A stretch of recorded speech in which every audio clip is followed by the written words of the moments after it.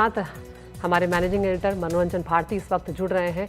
मनोरंजन, ये अपने आप में बहुत बड़ी खबर है। अटकलें भले ही चल रही थी, लेकिन यहाँ पर क्या ये अब साफ हो चुका है कि ये कांग्रेस की सीट से चुनाव लड़ रहे हैं या कांग्रेस के समर्थन से चुनाव लड़ रहे हैं?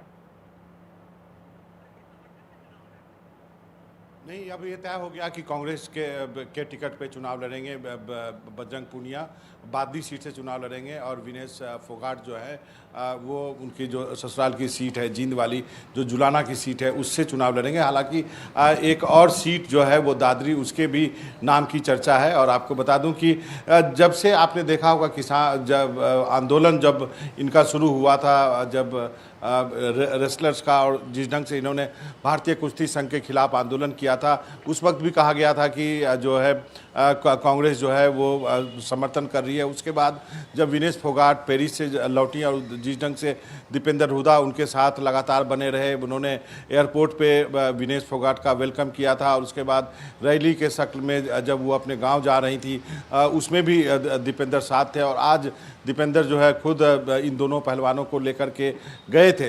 मैं आपको बता दूं कि हमें पहले से ये बता दिया गया था कि कांग्रेस ने विनेश फोगाट को पूछा था कि आप कहां से लड़ना चाहती हैं, आप बता दीजिए, और उसके बाद उनके ऊपर निर्णय छोड़ा गया था। बजरंग ने शुरू से ही कहा था कि बादली से वो चुनाव लड़ना चाहते हैं। दिक्कत वहां पर एक ही थी, आप कह सकते हैं कि बादली से कांग्रेस का सिटिंग विधायक है कुलदीप वत्स जो है वो वहां से जीतते हैं। उनके नाम तय कर लिए गए हैं। जो पहली सूची की बात में जो 34 नाम तय किए थे कांग्रेस में, उसमें बादली सीट पर भी कांग्रेस ने अपने उम्मीदवार तय कर लिए थे। लेकिन अब बादली सीट जो है वो बजरंग पूनिया को दे दिया गया है और विनेश जो है वो जुलाना सीट से चुनाव लड़ेंगी। तो आप ये पक्के तौर पे कह सकते हैं कि दोनों जो है वो कांग्रेस के टिकट पर इस विधानसभा में उम्मीदवार होंगी।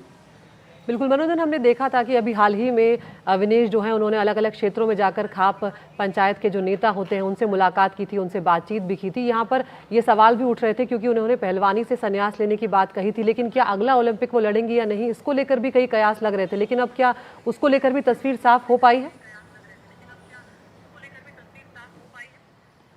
अब तो ये तय हो गया है कि वो चुनाव लड़ेंगे दोनों पहलवान, और उन्होंने कुश्ती को अलविदा कह दिया है एक तरह से। हालांकि अब वो उनका अंतिम निर्णय है या नहीं है, इस पर बात की जा सकती है। लेकिन जिस ढंग से उन्होंने पेरिस से लौटने के बाद ट्वीट किया था, अपने माँ को कहा कि माँ मैं आज कुश्ती से हार गई, कुश्ती को अलविदा किया उन्होंने।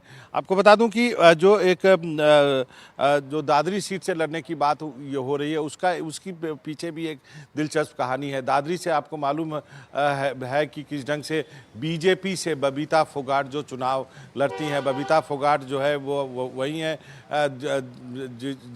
जिनके ऊपर जो है दंगल बनी थी। वो दो बहनों की कहानी, महावीर फोगाट की बेटी हैं वो। और जब कुश्ती का आंदोलन चला था तब दोनों परिवारों के बीच जो है संबंध मधुर नहीं बताए गए थे। तो बबीता जो है वो दादरी से 2019 का विधानसभा चुनाव लड़ चुकी हैं, वहाँ से वो हार चुकी हैं।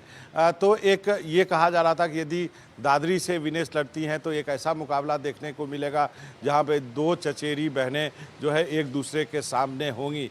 लेकिन अब ये खबरें आ रही है कि विनेश ने जुलाना सीट को चुना है जो उनकी ससुराल है।